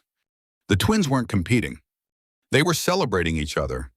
That foundation, if maintained, could withstand the alpha instincts that would emerge as they matured. But the universe, it seemed, was determined to test that foundation. The twins were 18 months old when the first real challenge emerged. A visiting alpha from a neighboring territory brought his own son, similar age to Castor and Pollux. During a formal dinner, the 3 toddlers were placed in the same play area. The visiting pup grabbed a toy, a carved wooden wolf that Pollux had been playing with. Pollux grabbed it back. The other pup growled. A real growl, not play. Alpha instinct emerging even at 18 months. The room went quiet, every adult watching, waiting to see how this would resolve. Castor, who'd been building with blocks across the room, stood, walked over, picked up a different toy, an equally nice carved horse, and offered it to the visiting pup. The gesture was clear. Trade. No need to fight. The other pup considered, then took the horse. Satisfied, Pollux kept his wolf. Crisis averted. Aurora felt tension she hadn't realized she'd been holding release from her shoulders. The twins' first territorial challenge, and they'd solved it through negotiation instead of dominance. Castor's intervention had prevented Pollux from escalating into a fight that alpha instinct would have demanded. Partnership solving problems that individual pride would have created. By age 2, the twins were talking in full sentences. Castor's speech was precise, thoughtful. He'd pause before answering questions. Considering his words carefully, Pollux spoke rapidly, enthusiastically, interrupting himself with new thoughts before finishing previous ones. Their personalities were crystallizing, and with them, their gifts were beginning to manifest. Castor showed signs of strategic multiplication, like his mother. He could look at a set of blocks and see multiple building configurations simultaneously. Could predict which would be most stable, most efficient, most beautiful. His mind worked in possibilities. Pollux showed signs of kinetic enhancement. He was faster than other pups his age, stronger, more coordinated. His body responded to his will with precision that spoke of gift manifestation. Physical multiplication, Aurora called it. He could multiply his strength, his speed, his endurance when needed. Different gifts, complementary gifts, strategic mind and physical capability. Combined, they would be extraordinary. Separately, each would be incomplete. Aurora made sure they understood that. Made sure every training session, every lesson, every interaction reinforced the idea that together they were stronger. At age 3, the twins started formal education. Not with tutors who would teach them separately, but with a single master who would teach them together. Collaborative learning. Shared discovery. Master Talon was ancient, possibly older than Alara. He'd trained kings and warriors for 60 years. His methods were unconventional but effective. He gave the twins problems to solve, not individual assignments but shared challenges that required both of their gifts to complete. Build a bridge strong enough to hold weight. Castor would design it using his strategic multiplication to see which configuration would work. Pollux would build it using his enhanced strength and coordination. The bridge would succeed or fail based on how well they worked together. If Castor's design was flawed, Pollux's strength couldn't compensate. If Pollux's construction was sloppy, Castor's perfect design wouldn't matter. They had to communicate, coordinate, trust each other's expertise. It was brilliant teaching. And it worked. The twins learned that partnership wasn't just emotional bond. It was practical necessity. They needed each other to succeed. But Aurora knew theoretical partnership wasn't enough. Real partnership had to be tested under pressure, under fear, under circumstances where instinct screamed for individual survival instead of collaborative success. That test came when the twins were 4 years old. The palace had a training yard where young wolves learned combat basics. Age appropriate, of course. 4-year-olds weren't sparring with real weapons, but they were learning footwork, balance, spatial awareness, the foundations of warrior training. Castor and Pollux trained together. As always, they moved in sync.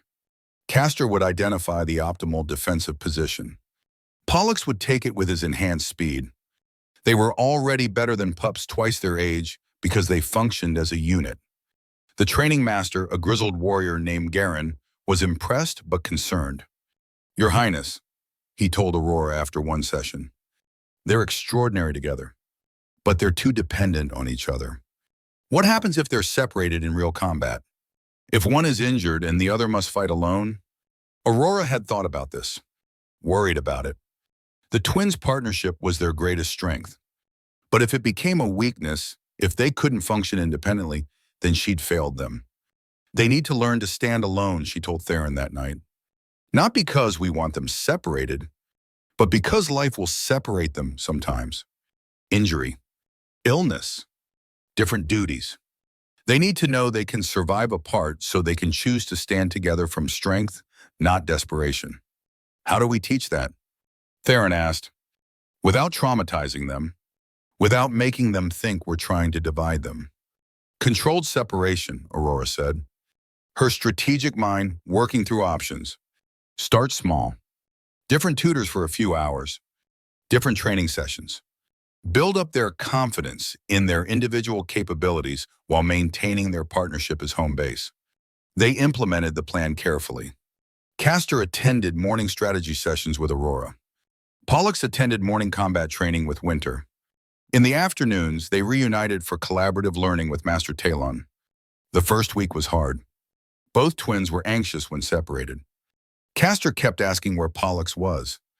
Pollux kept trying to leave training to find his brother. But gradually they adapted. Learned that separation was temporary. That reunion was guaranteed. By the end of the month, both twins were thriving in their individual training. Castor's strategic mind was developing rapidly without Pollux's physical solutions to fall back on. He had to think through problems completely. Consider every angle. Pollux's combat skills were improving without Castor's constant strategic input. He had to trust his own instincts. Make decisions in real time without analysis to guide him. And when they reunited each afternoon, they were better together because they were stronger individually. The council noticed. Approved. The twins were developing into exactly what the kingdom needed. Partners who could also stand alone. Leaders who understood both independence and cooperation. Then came the wilderness trial. It was tradition for young wolves aged 5 to 8 to complete a wilderness navigation challenge. Nothing too dangerous. A marked course through forest near the palace. Adult supervision at hidden checkpoints. But enough challenge to teach self-reliance. Problem solving. Confidence. The twins had just turned 5. Old enough to participate. Everyone assumed they'd complete the trial together. Their partnership was legendary by now. The twin alphas who chose cooperation. Who were rewriting prophecy through conscious choice. But 3 days before the trial, disaster struck. Pollux was training in the combat yard, practicing climbing techniques on a wooden structure designed to simulate castle walls. He'd done this exercise 100 times. Was confident. Perhaps too confident. He reached for a handhold that looked secure. It wasn't. The wood, weakened by rain and sun and time, cracked under his weight. Pollux fell 10 feet, landed hard on his left leg. The snap of breaking bone echoed across the training yard. Aurora ran faster than she'd moved since before her pregnancy. Reached Pollux before the healers. He was screaming. Not crying. Screaming. Pain and fear and shock overwhelming his 5-year-old ability to process. His leg was broken badly. Bone visible through torn skin. Aurora arrived within minutes. Began working immediately. Stabilizing. Healing. Using every technique she knew. The leg would heal. Completely. No permanent damage, but it would take 2 weeks. 2 weeks of bed rest. No weight bearing. No training. No trial. Pollux would miss the Wilderness Navigation Challenge. Castor refused to leave his brother's side for 3 days. Slept on the floor beside Pollux's bed. Held his hand through pain that had Pollux whimpering even under heavy medication. Aurora's heart broke watching them. The partnership that had seemed like blessing now felt like curse. Pollux was suffering physically. Castor was suffering emotionally. Both were hurting because they were so connected. On the 4th day, Pollux's pain had reduced enough for coherent conversation. Castor sat beside the bed, both twins quiet. Aurora watched from the doorway, giving them space but staying close enough to intervene if needed. The trial is in 3 days, Pollux said, his voice small. Hurting. You should go. Castor shook his head immediately. Not without you. You have to, Pollux insisted. His 5-year-old face was trying for mature expression. Failing but trying. We can't both fail because I was stupid and fell. You weren't stupid. Castor's voice was fierce. The wood broke. That's not your fault. But I can't go. So you have to, for both of us. I don't know if I can do it alone. Castor's voice cracked. We've never done anything apart. Not really. What if I mess up without you? You won't. Pollux grabbed his brother's hand, squeezed with what little strength his injured body could muster. You're the smart one. The one who sees everything. I just do what you tell me anyway. That's not true. Castor was crying now. You see things I miss. You trust your instincts when I'm overthinking. I need you. Then I'll be there. Pollux's voice gained strength, his alpha nature pushing through pain and fear. I'll be there in your head. Use my courage. I'll be here waiting, using your brain to understand what the healers are doing. We'll both complete our challenges, just in different places. Aurora felt tears burning her own eyes. 5 years old, and they understood partnership better than most adults. Understood that sometimes being strong meant being apart. That independence wasn't betrayal of connection. The morning of the trial, Castor stood at the forest edge with a dozen other young wolves, ages 5 to 8. All excited, chattering, confident. Castor was silent, looking back toward the palace where his brother lay bedridden. Aurora knelt beside him. You don't have to do this. If you want to stay with Pollux, no one will think less of you. Castor shook his head, his golden hair catching morning sunlight, making him look older than 5. I have to go. Pollux said so, and he's right. We can't both fail. You're afraid, Aurora said it gently. Not accusation, just recognition. Yes, but Pollux would go anyway if he was scared. So I have to. That's not using Pollux's courage. Aurora touched her son's face, looked into eyes that were too old for 5 years. Too wise. That's finding your own. Courage isn't not being afraid. It's being afraid and doing it anyway. That's yours, Castor. Not borrowed. Yours. The trial began. The young wolves disappeared into the forest, following a marked trail that would test navigation skills, problem-solving, physical capability. It was designed to take 4 to 6 hours, depending on age and ability. Aurora returned to the palace.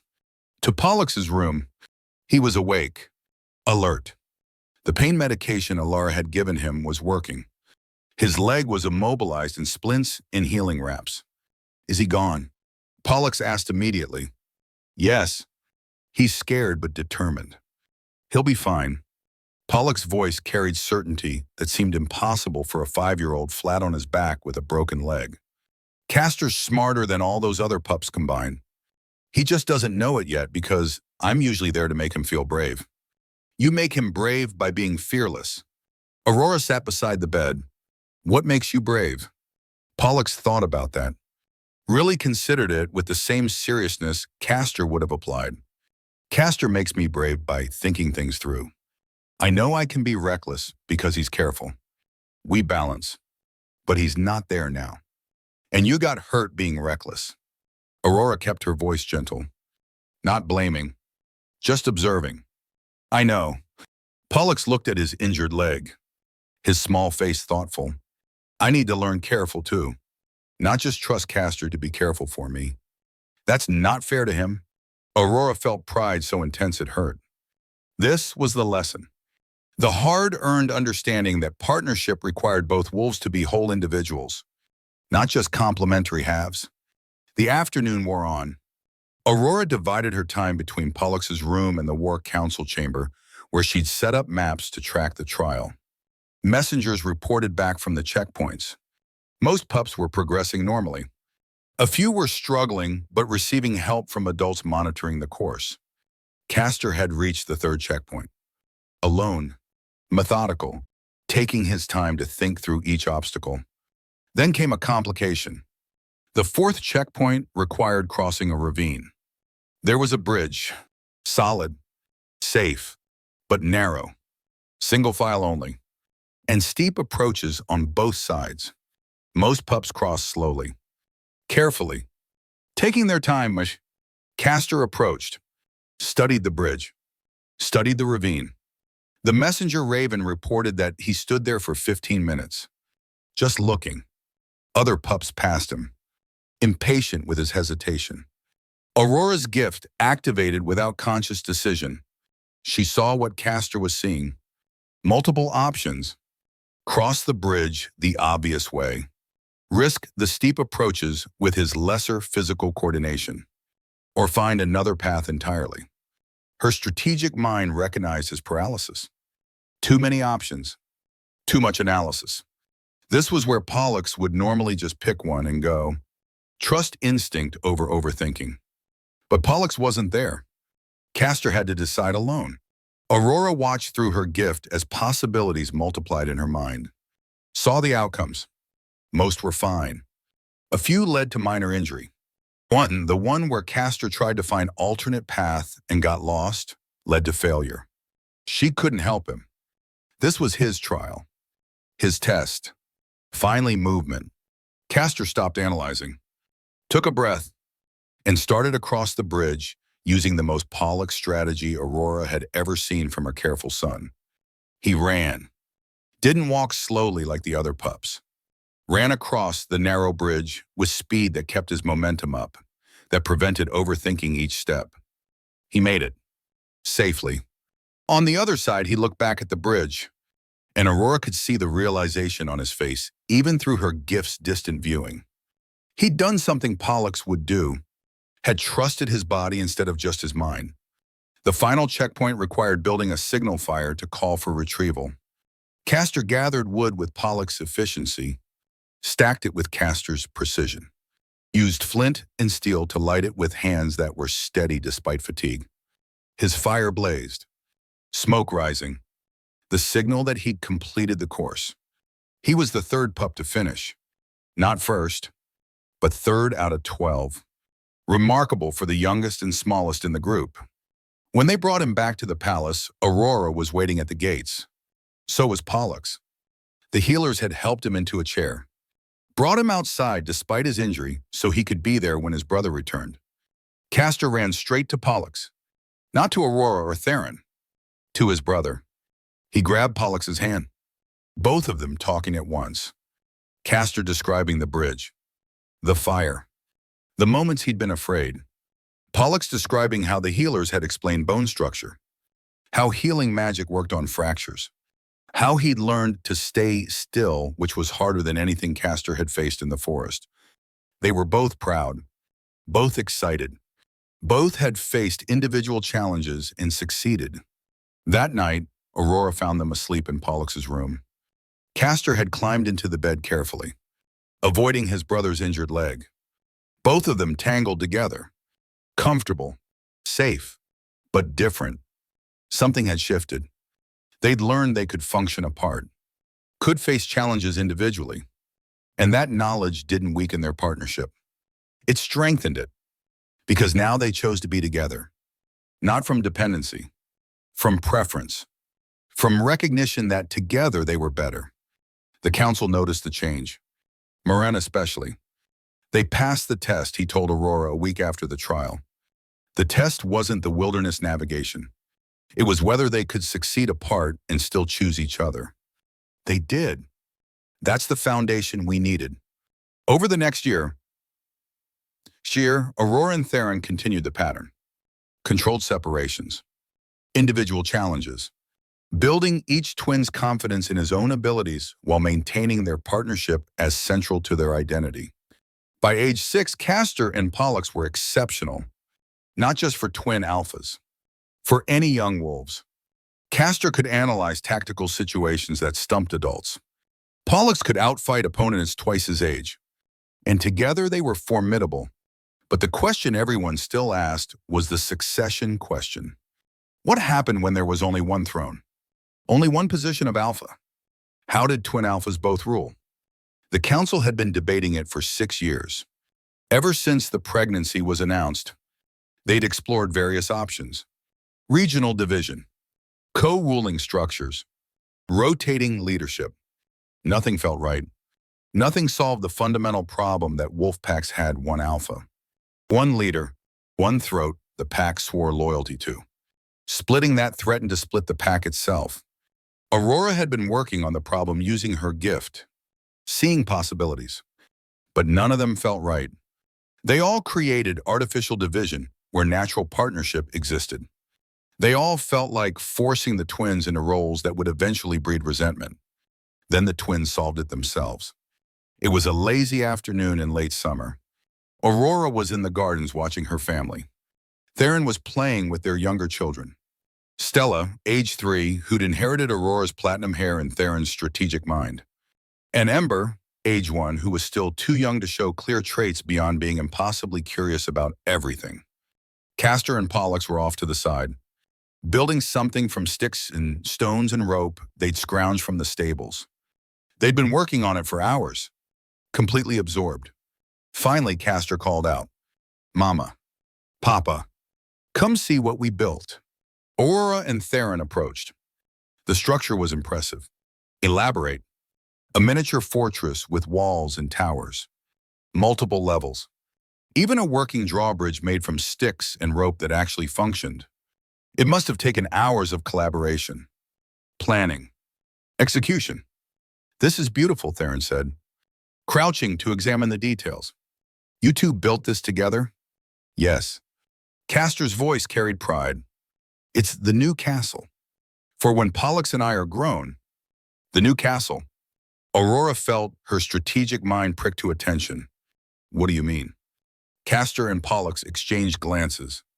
That silent communication that 6 years of partnership had perfected. Then Castor continued, "We've been thinking about the throne problem. How everyone worries that we'll fight over it when we're grown. So we designed a solution." He pointed to the central structure. "See? No throne room. Instead, there's this." He indicated a space in the middle with 2 chairs. Same size, side by side. It's a council table, not a throne. We both sit there, equal. Pollux picked up the explanation with characteristic enthusiasm. "And we don't both try to do the same job. That's stupid. We're good at different things. So we divide responsibilities. Castor handles internal stuff, administration, laws, planning. I handle external stuff, military, border defense, training. But we meet here." Castor tapped the council table area. "Every week, to make big decisions together. We have to agree, both of us. If we disagree, the decision goes to a tiebreaker." "Who's the tiebreaker?" Theron asked, his voice carefully neutral. You, at first, Castor said. Then Mama when you're older. Then probably Stella when we're really old. Someone we both trust. Someone who knows us. Someone who will be fair. Aurora felt her throat tighten. They'd solved it. Her 6-year-old sons had solved a problem that had plagued wolf governance for centuries. Not by eliminating competition, by making competition complementary instead of contradictory. The council was stunned when Castor and Pollux presented their model the next day. The twins had created detailed plans, crude but clear, division of responsibilities, meeting structures, tiebreaker protocols. It was brilliant, revolutionary, completely obvious in hindsight. We studied the last twin alphas, Castor explained to the assembled council with 6-year-old seriousness. They fought because they both wanted the same power, same position, same role. But Pollux and I don't want the same things. We want different things that work together. I want to fight and train warriors, Pollux added, his platinum hair wild from morning combat practice. I'm good at that. Castor wants to read and plan and make laws. He's good at that. Together we can do everything. Apart we both fail. You're proposing to divide the kingdom's leadership, Morin said slowly. His ancient eyes were sharp. Assessing. That's never been done before. Because twin alphas have never tried partnership before, Castor replied. They always tried competition. Competition for the same thing means someone loses. Competition for different things means everyone wins. We get better at our specialties. The kingdom gets both specialties. The council debated for 3 hours. Aurora and Theron sat back. Let the twins defend their own proposal. Watched as 6-year-olds argued tactical and strategic benefits with adults who'd been governing for decades. In the end, the council approved the framework. Not as immediate policy, the twins were only 6, but as the foundation for future governance. When Castor and Pollux came of age, they would implement their dual command structure. Council table instead of throne. Divided specializations instead of identical roles. Required cooperation instead of optional collaboration. Elder Morin approached Aurora after the session ended. The twins had been dismissed. Sent off to continue being children instead of revolutionary political theorists. I spent 6 years fearing they'd destroy the kingdom, Morin said. His voice was rough with emotion. Instead, they're reinventing it. You did this. You and your mate. You taught them that strength comes from partnership. We gave them the tools, Aurora said. But they chose how to use them. That's the prophecy fulfilled. Salvation through choice. The twins passed the council chamber doors of running. Already planning their next building project. Already arguing cheerfully about whether the fortress needed a moat or a second wall. Their voices faded down the corridor. Golden and platinum hair disappearing around a corner. Still together. Still choosing each other. Aurora watched them go. These sons everyone had feared. These twin alphas who were supposed to bring destruction. They'd chosen salvation instead. Not because it was destined, because they'd been taught to see possibilities beyond instinct. That evening, Winter found Aurora in the war room. Maps spread across the table. Intelligence reports from the northern border. The strategic Luna never truly stopped working. Your Majesty, Winter said, her military formalities softening slightly. The Northern Coalition is requesting formal trade negotiations. They want you to lead our delegation. They specifically asked for the wolf who outmaneuvered them at Ironwood Pass. Aurora looked up from the maps, felt the familiar pull of strategic challenge, of using her mind to secure peace instead of waging war. When? 3 weeks. Enough time to prepare, to see multiple negotiation outcomes with your gift, to ensure the kingdom's interests are protected. Theron entered the war room, having clearly been listening from the doorway. He crossed to Aurora, placed a hand on her shoulder, not restraining, supporting. It's your choice, he said quietly. But they're asking for you specifically because you earn their respect. Because they know you'll negotiate fairly but fiercely. Because you're the strategic Luna who proved herself 100 times over. Aurora stood, placed her hand over Theron's, felt the mate bond humming between them. 6 years of partnership. 6 years of building something stronger than either of them could have created alone. "I'll lead the delegation," she said. "Tell them we accept their terms. 3 weeks gives me time to prepare, to strategize, to use every advantage we have." Winter nodded, satisfied. She'd expected nothing less from the Luna who'd never backed down from a challenge. The Omega who'd been called broken and became the kingdom's greatest tactical asset. After Winter left, Theron pulled Aurora close. "You never stop, do you? Never rest. Never yield." "I spent 6 years believing I was worthless," Aurora said, her voice quiet but certain. "I'm not wasting a single moment of the life I built from those ashes. There's too much to do, too much to protect, too many people depending on the wolf I became." "And who is that wolf?" Theron asked. Really asked. Like he wanted to hear her say it. Aurora looked out the window, saw her children playing in the gardens below. Castor and Pollux still building. Stella watching them with strategic interest. Baby Ember toddling after them with determined curiosity. Her family, her kingdom, her purpose. "I'm the wolf who was rejected 3 times and learned that rejection isn't judgment. It's selection." Aurora's voice carried absolute certainty. The wolf who was told her scent was wrong and discovered she was issuing a challenge few alphas were strong enough to answer. The wolf who was declared barren and birthed twin alphas who will change history.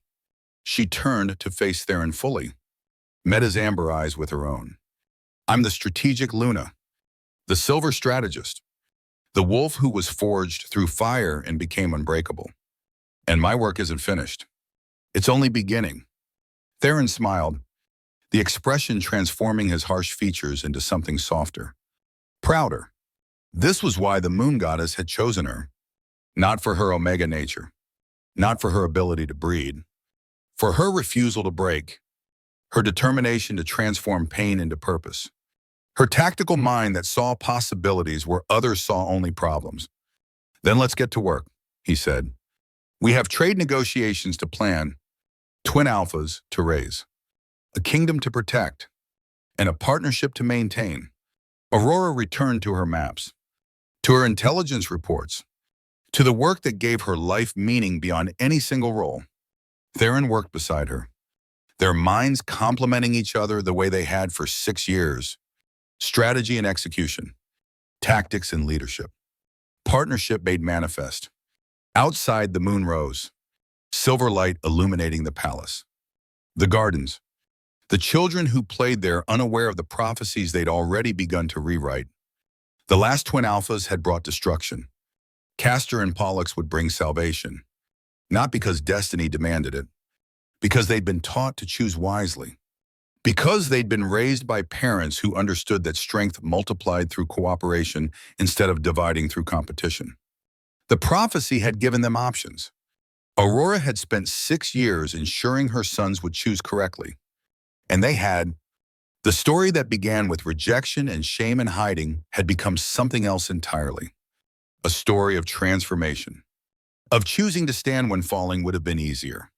Of being forged instead of broken.